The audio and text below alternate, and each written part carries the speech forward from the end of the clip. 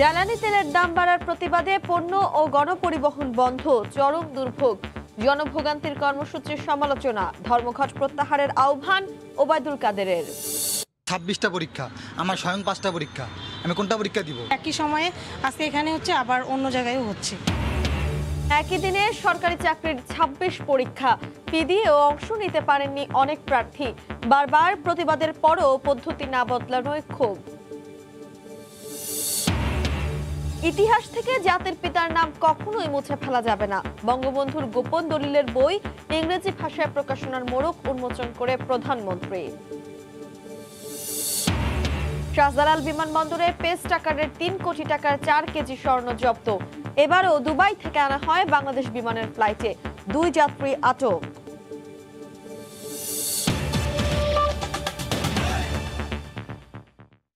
সময় সংবাদের সঙ্গে আছি আমি তানজিলা খান মিম।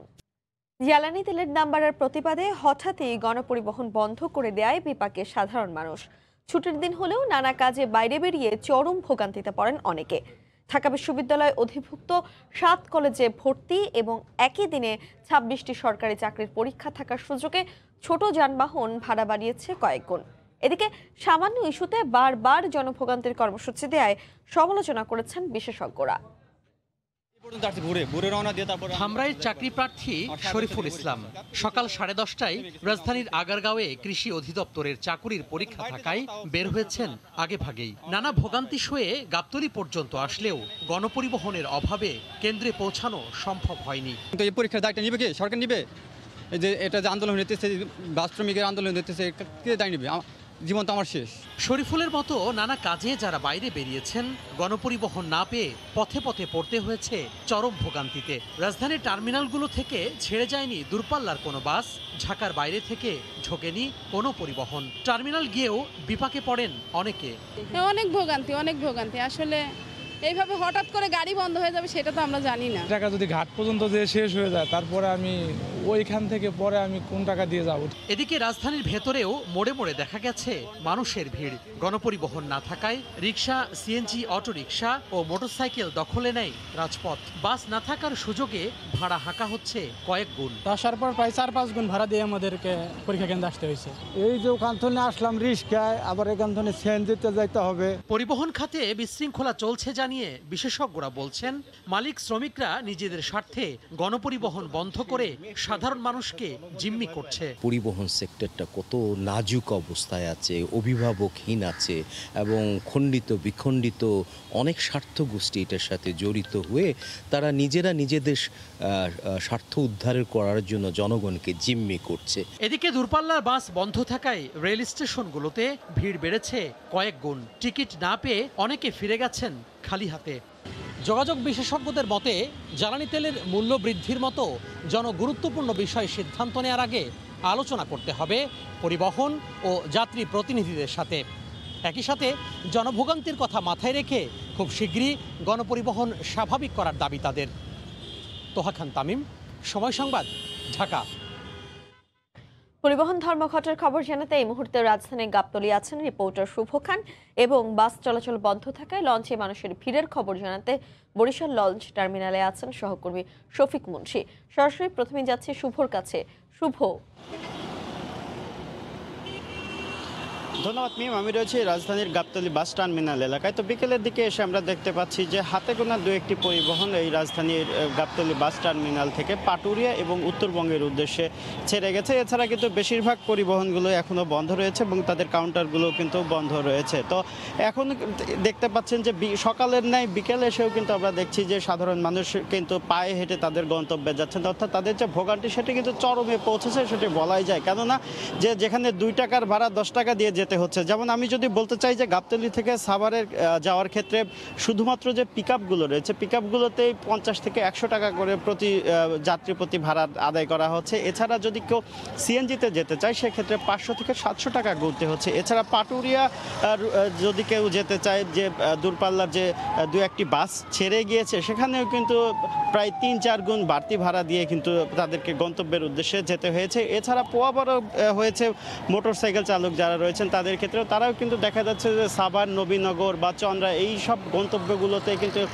প্রতি যাত্রীর কাছ থেকে তারা প্রায় 700 থেকে 1000 টাকা ভাড়া হাঁকাচ্ছেন। তো ব্যক্তিগত গাড়ির ক্ষেত্রেও কিন্তু আমরা সেই একই চিত্রই দেখতে পেয়েছি, যে কারণে কিন্তু সাধারণ মানুষ কিন্তু আসলে ক্ষোভ প্রকাশ করেছেন এবং অনেকেই কিন্তু ছোট ছোট পিকআপে ঝুঁকি নিয়ে চলাচল করছেন। এছাড়া আমরা এখানে এসে কিন্তু দেখতে পেয়েছি যে ব্যক্তিগত গাড়ির ক্ষেত্রে যে যাত্রী যারা যেতে চাচ্ছেন ব্যক্তিগত গাড়িতে ভাড়ার কারণে কিন্তু আমরা দেখেছি যে অনেকেই বাকবিতণ্ডায় জড়িয়ে পড়েছেন। এছাড়া ভ্যানে অনেকেই কিন্তু তাদের গন্তব্যের উদ্দেশ্যে যাত্রা করতে গিয়ে অনেক সময় কিন্তু ছোটোখাটো দুর্ঘটনার মুখেও কিন্তু পড়েছেন, এমন চিত্র কিন্তু আমরা দেখতে পেয়েছি। অর্থাৎ জনদুর্ভোগ সেটি চরমে পৌঁছেছে, সেটি কিন্তু মোটামুটি বলাই যায়। তো এই ছিল গাবতলী বাস টার্মিনাল থেকে আমার কাছে সবশেষ। আমরা এখন চলে যাব বরিশালে আমাদের সহকর্মী শফিকের কাছে। শফিক।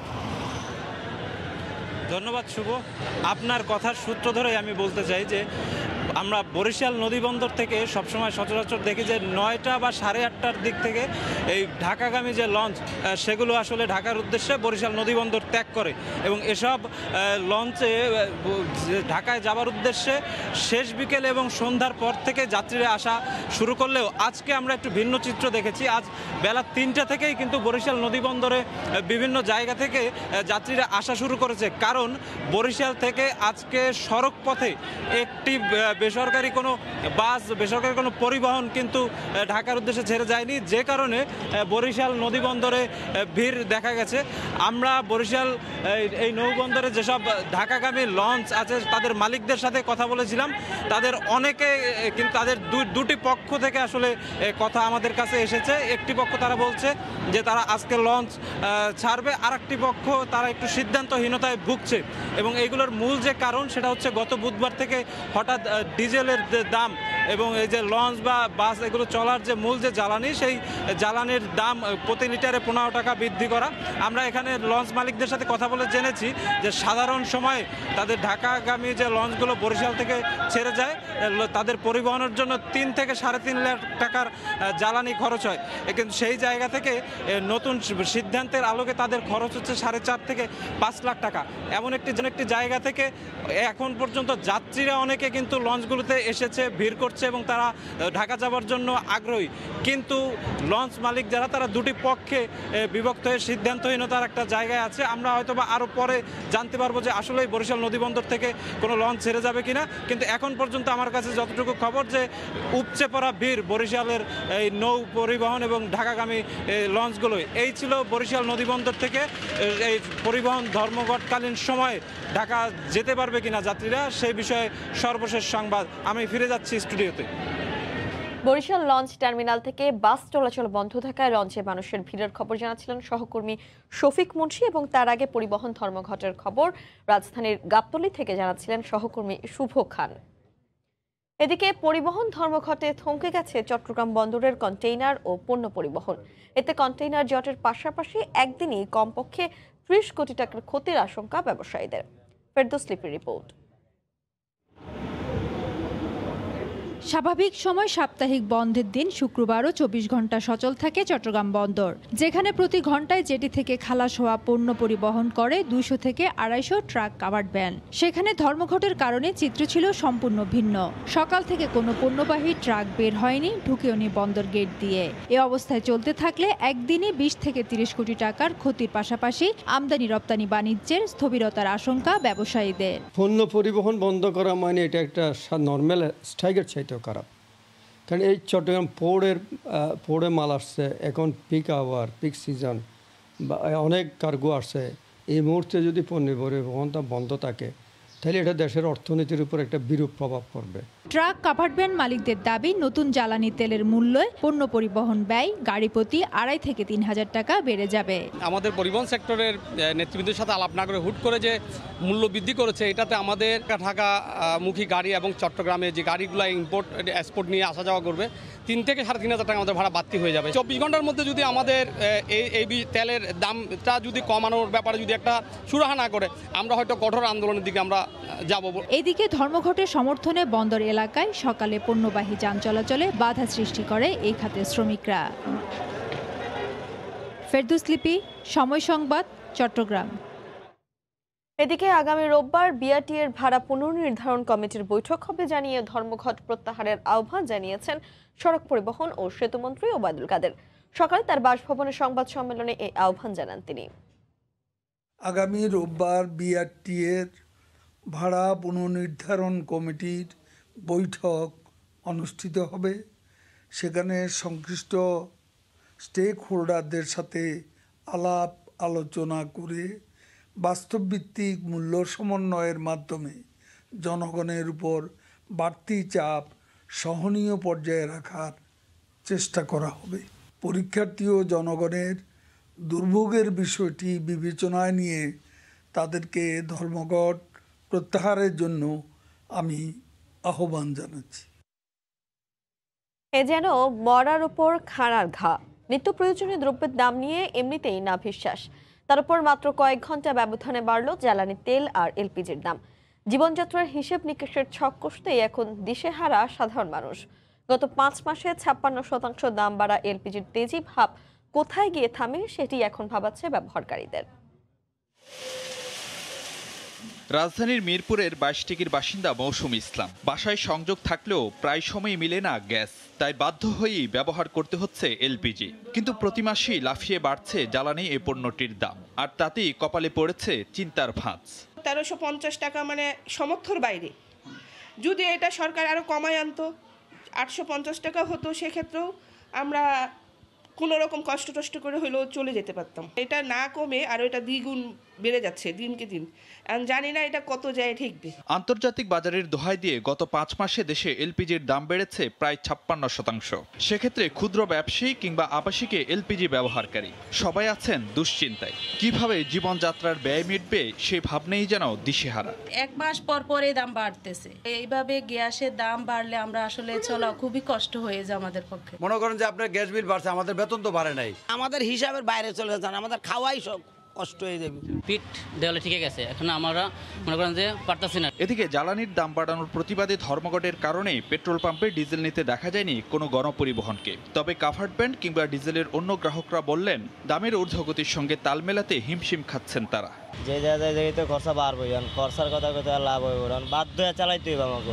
আমি বাসায় বলতে পারুম না যে কি অবস্থা আমাদের। 400 টাকা 500 টাকা টিপ মারি, এতে যদি আমরা 1 লিটার তেলে যদি 15 টাকা বাড়তি দিয়া ভরি, আমরা গরিবেরা কি খাবো? বুধবার মধ্যরাতে ডিজেল ও কেরোসিনের দাম 65 টাকা থেকে 1 লাফে 23% বাড়িয়ে 80 টাকা করা হয়। আর বৃহস্পতিবার 12 কেজি এলপিজি সিলিন্ডারের দাম 54 টাকা বাড়িয়ে 1313 টাকা নির্ধারণ করে বাংলাদেশ এনার্জি রেগুলেটরি কমিশন।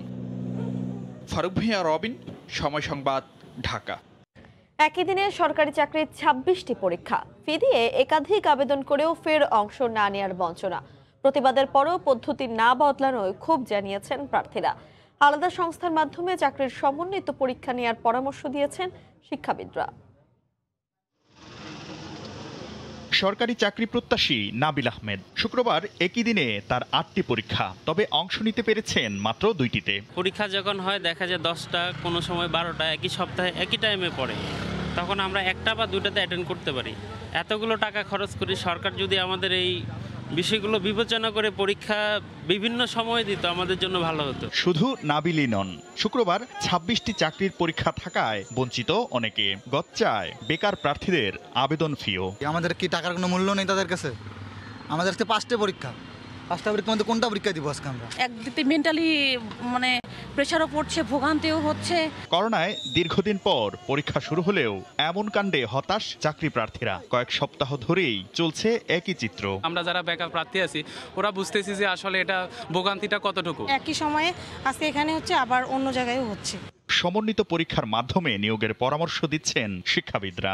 যতগুলো সরকারি সংস্থা যাদের পরীক্ষাগুলো এখন নিতে হচ্ছে, তারা যদি একটু সমন্বয় করে বিভিন্নভাবে পরীক্ষাগুলো বিভিন্ন সময় নেওয়ার চেষ্টা করে, আমার মনে হয় আমাদের ছেলেমেয়েরা উপকৃত হবে। আর পিএসসির কর্মকর্তারা বলছেন মন্ত্রিপরিষদ বিভাগের অধীনে আন্তঃমন্ত্রণালয় সমন্বয় করে এসব পরীক্ষা নিলে কমবে চাকরি প্রার্থীদের দুর্ভোগ।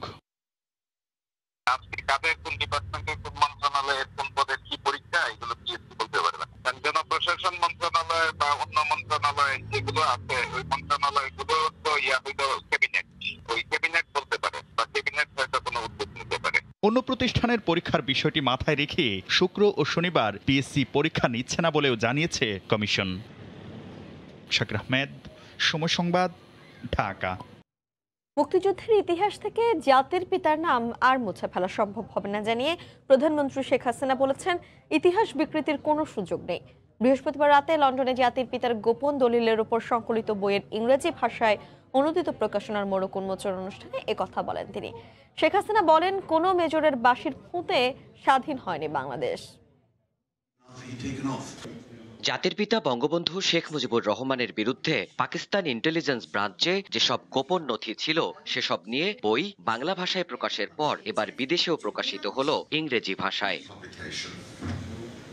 সিক্রেট ডকুমেন্টস শীর্ষক এই প্রকাশনা ইংরেজি ভাষায় ছেপেছে ব্রিটিশ প্রকাশনা সংস্থা টেইলর অ্যান্ড ফ্রান্সিস। বৃহস্পতিবার স্থানীয় সময় রাতে যার 7 খণ্ডের মোড়ক উন্মোচন করেন বঙ্গবন্ধু কন্যা শেখ হাসিনা। সঙ্গে ছিলেন জাতির পিতার ছোট মেয়ে শেখ রেহানা ও নাতনি সাইমা ওয়াজেদ পুতুল। লন্ডনের বিখ্যাত পুস্তক প্রকাশক টেইলর অ্যান্ড ফ্রান্সিস বইটি প্রকাশের পর এই সংকলন আন্তর্জাতিক মান পেল জানিয়ে শেখ হাসিনা বলেন, এর মাধ্যমে ঐতিহাসিক দৃষ্টিকোণ থেকে জাতির পিতার সংগ্রাম সম্পর্কে অবগত হওয়া যায়। আমার মনে হয় পৃথিবীর কোনো দেশে পাবেন না যে এগেইনস্ট এনি লিডার, একজন নেতার বিরুদ্ধে তার দেশের গোয়েন্দা সংস্থা কি রিপোর্ট দিয়েছে সেটা কোনোদিন কেউ পাবলিশ করবে নিজেরা উদ্যোগী হয়ে, এটা হয় না। আমি রেহানা, বেবি মওদুদ আমরা বসে আলোচনা করে আমরা ঠিক করলাম, এবং আমি আলোচনা করলাম আমাদের ডক্টর ইনায়েতুর রহিম সাহেব, তিনি আপনার ডায়েরি নিয়ে কাজ করতেন এবং ঢাকা ইউনিভার্সিটিতে বঙ্গবন্ধু চেয়ার আমরা করেছিলাম, উনি রিসার্চ শুরু করেছিলেন।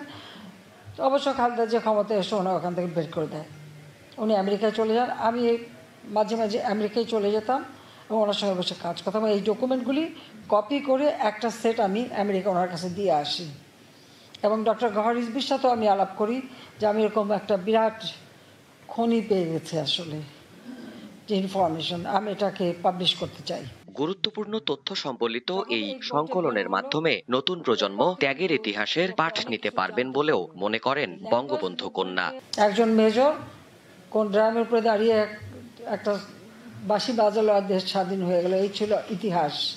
7ই মার্চের ভাষণ ব্যান্ড, তার ফটো ব্যান্ড, ওনার বক্তৃতা ব্যান্ড, এমনকি যে স্লোগান দিয়ে আমাদের স্বাধীনতা সেটাও ব্যান্ড বাংলাদেশে। After 75 that was the scenario, যে দে ব্যান্ড এভরিথিং।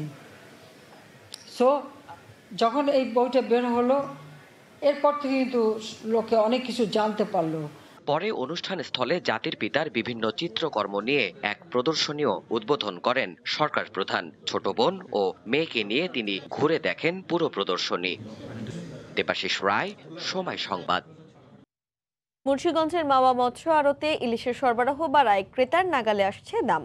ছুটির দিন হওয়ায় বেচাকেনাও জমজমাট। আকার ভেদে প্রতি কেজি ইলিশ বিক্রি হচ্ছে 450 থেকে 1200 টাকা পর্যন্ত। আর জানাচ্ছেন নাসিরউদ্দিন উজ্জ্বল, ছবি তুলেছেন আবু সাইদ।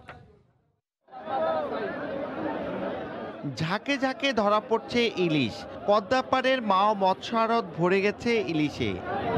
এমন বড় আকারের রূপালী ইলিশের পসরা ঘিরে উপচে পড়া ভিড়। ছুটির দিনে রাজধানী সহ নানা অঞ্চল থেকে আসেন ক্রেতা।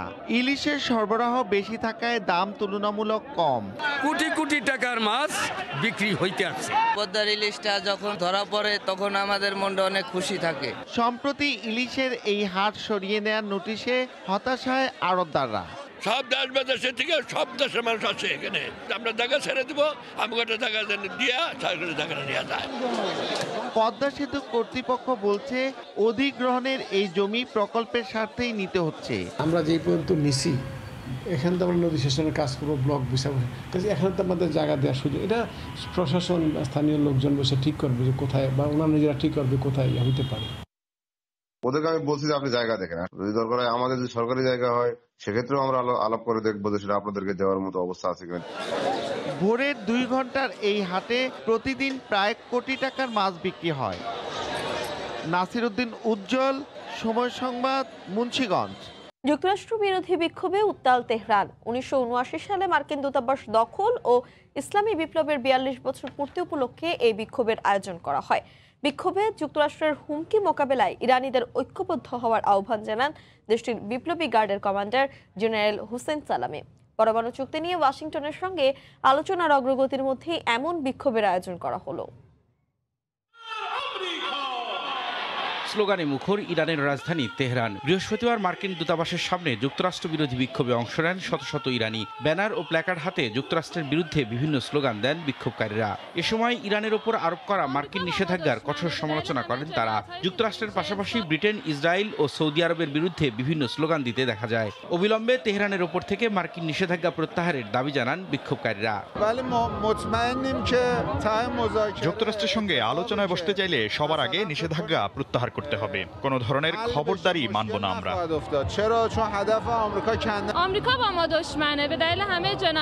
যুক্তরাষ্ট্র আমাদের জিম্মি করে রাখতে চায়। গত 40 বছর ধরে হুমকি আর নিষেধাজ্ঞা দিয়ে আমাদের দমিয়ে রাখার চেষ্টা করছে। এভাবে ইরানের অগ্রযাত্রা থামিয়ে রাখা যাবে না।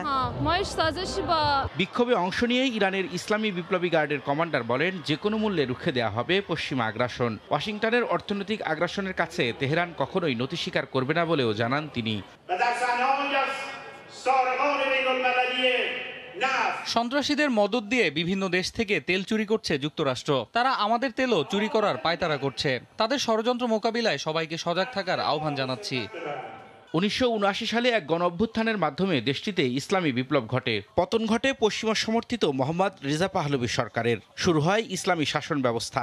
একই সঙ্গে মার্কিন দূতাবাস দখল করে নেয় ইরানের সাধারণ মানুষ। সেই অভ্যুত্থানের 42 বছর পূর্তি উপলক্ষে যুক্তরাষ্ট্র বিরোধী এ বিক্ষোভের আয়োজন করা হয়। রবিউল ইসলাম আওলাদ, সময় সংবাদ। এ পর্যায়ে শীর্ষ সংবাদ জানিয়ে দিচ্ছি আরেকবার। জ্বালানি তেলের দাম বাড়ার প্রতিবাদে পণ্য ও গণপরিবহন বন্ধ, চরম দুর্ভোগ, জনভোগান্তির কর্মসূচির সমালোচনা, ধর্মঘট প্রত্যাহারের আহ্বান ওবায়দুল কাদেরের। 26টা পরীক্ষা, আমার স্বয়ং 5টা পরীক্ষা, আমি কোনটা পরীক্ষা দিব? একই সময়ে আজকে এখানে হচ্ছে, আবার অন্য জায়গায়ও হচ্ছে। একই দিনে সরকারি চাকরির 26 পরীক্ষা, ফি দিয়েও অংশ নিতে পারেননি অনেক প্রার্থী। বারবার প্রতিবাদের পরও পদ্ধতি না বদলানোয় ক্ষোভ। এবং শাহজালাল বিমানবন্দরে পেস টাকারের 3 কোটি টাকার 4 কেজি স্বর্ণ জব্দ। এবারও দুবাই থেকে আনা হয় বাংলাদেশ বিমানের ফ্লাইটে, 2 যাত্রী আটক। এই ছিল এখনকার মতো, সঙ্গে থাকুন সময়ের।